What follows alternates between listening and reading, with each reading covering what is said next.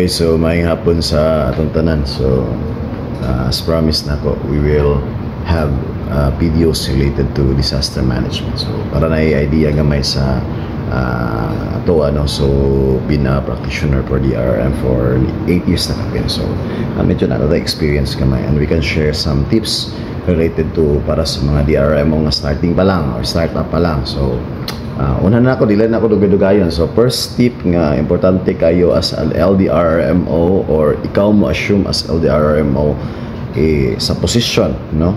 Ikaw mo bago nga ibutang dira or designate dira. So, number one nga tip is really ask for an endorsement. Muna siya isa sa pinaka-importante kay nga tip kay para makabalo ka kung unsa ang imuhang kinahanglan absunon. So, ang balaod na itong RA 10121 was really na-approve siya way back 2010 pa. But pasabot niya, after which niya, mga officers nga na-designate or na-appoint by in relation to that position. So, importante kayo nga, kung ikaw ma-assign dira is you ask for a endorsement or mangutana ka kung unsa na ang iyahang naabanti previously, no? It might be related to nanay plano nga na-exist.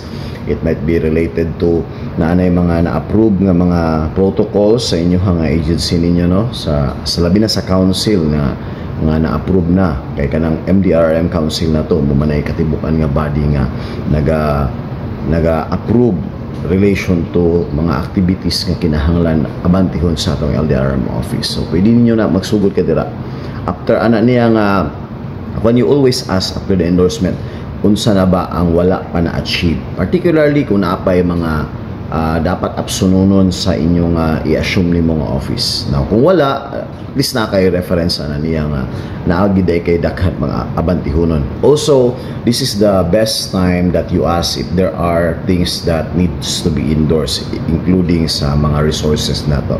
So, when we talk about resources, it would mean your manpower, it would mean also resource nga equipment or supplies. Daghan mga resources nga available si mo. You can ask for that kung naabot ay mga available nga equipments niya nga pwede na to magamit upon the assumption of the position. Okay? So, I think that would be the best nga tip para sa ato ang starter pa nga mga LDRMOs or bago pa lang nga LDRMOs. So, tip number 1, ask for an endorsement. So, later, I will also be giving the next tip as a starter, no, or bago pa nga LDR mo sa mong opisina. Okay, so inyong higala si Dudong Jet as always na sa inyo. Okay, para din sa atong mga viewers that you can also comment on the video and ask for questions kung kaya na to tubagon. Pag di na ko kaya tubagon, i-park na ko na siya para mataga na to research o matubag na to ang inyong pangutana in the future in relation to disaster management. Okay, so I would love to interact with you sa inyong mga comments. Okay, salamat.